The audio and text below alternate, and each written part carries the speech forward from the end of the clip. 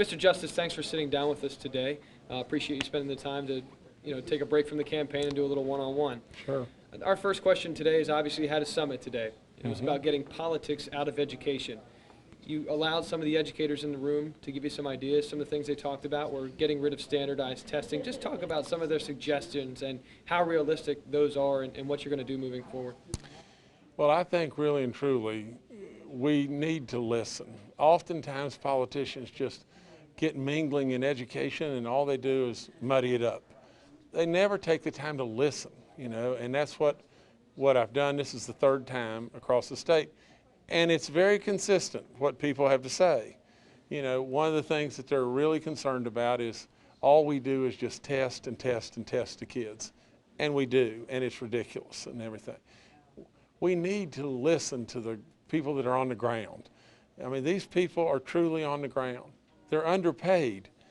We absolutely try to just cut and pick and everything. And at the end of the rainbow, we're never going to be able to cut our way out of this mess and everything. And education should be the centerpiece of what we do. That's how I believe. That's what I think. Yeah. You talked today about being a coach and, obviously teaching young students about the game of basketball and then sometimes being a substitute. One of the things that Bill Cole has talked about is your inability to be a full-time governor. Maybe one of the questions today would be, how can you step away from being a basketball coach and then running 100 plus companies? How do you do that? Well, first of all, look at Bill Cole's inability of leadership. I mean, he had the House, he had the Senate, and they still couldn't even pass a budget. I mean, for crying out loud, give me a blooming break. What I've done, I am a visionary, and I think about what is going to come when it happens and everything. My daughter has just come home, and I've just put her into the presidency of the Greenbrier. She's a doctor. She grew up in our house. We talk business every day. My son is going to handle our coal and our farming operations and everything.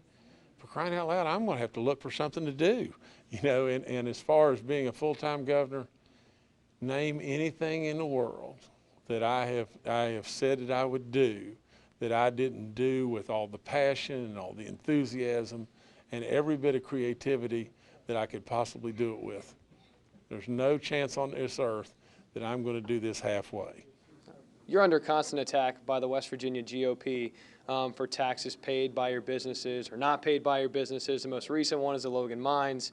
What do you think about the constant attacks on maybe your business acumen and your business dealings? Well, look, we're pretty far-reaching, and you employ thousands and thousands of people. I've said many times we're going to have mistakes. As we have a mistake and it comes to my attention, we go back and correct it. We go back and clean it up. There's issues. I mean, there was easy ways out. Many coal companies just took bankruptcy, stiffed everybody, and died on the vine. We didn't do that. We held in there, borrowed money. It was tough. It was really tough. It's still tough and everything. But at the same time, that's what good people do and everything. So if there's an obligation out there that Jim Justice owes, it'll be taken care of. It'll be paid. One of my last questions, you've talked so much about tourism, and you and I got into this last time, but the most recent tourism plan, I should say, talks a lot about the Northern Panhandle, specifically Wheeling. Just talk about your plans for our area when we talk about tourism. Well, let me say this. There is so many tourism possibilities within our state, and I've said it many times. All we're really getting is the crumbs around the outside of the plate. We're located within the striking distance of 2/3 of the population of this country and everything.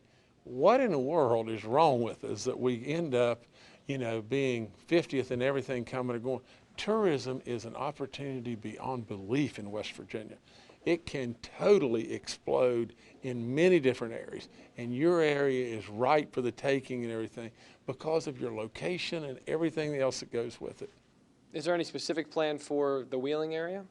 Well, you're driven by the university too. The university can be a gigantic player from the standpoint of, intellectual properties that can drive us into all the different areas of whatever it may be. I have said it many, many times. You know, what we end up doing is we end up getting 3 airboat jobs on the river, you know, and everything.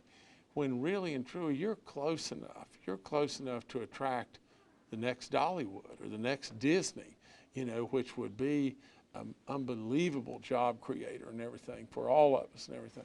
So there's many, many opportunities. You could cluster all the historical aspects of what you have in the Wheeling area and everything and become a real tourism destination.